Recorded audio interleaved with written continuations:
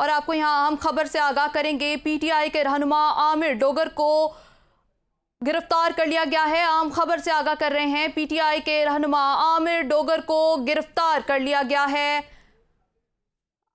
आपको बताएं कि आज पीटीआई रहनुमा आमिर डोगर को गिरफ्तार कर लिया गया है। आपको अहम खबर से आगाह कर रहे हैं, मुल्तान में इलेक्शन कमीशन ऑफिस में नून लीग और पीटीआई के कारकुनों के दरमियान झगड़ा हुआ, जिसके बाइस पीटीआई रहनुमा आमिर डोगर को गिरफ्तार कर लिया गया है। आपको यहाँ अहम खबर से आगाह कर रहे हैं कि तहरीक इंसाफ के रहनुमा आमिर डोगर को गिरफ्तार कर लिया गया है। तहरीक इंसाफ के सेक्रेटरी जनरल असद उमर ने गिरफ्तारी की तस्दीक की है।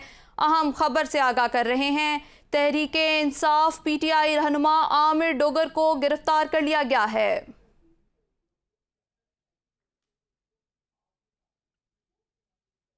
कल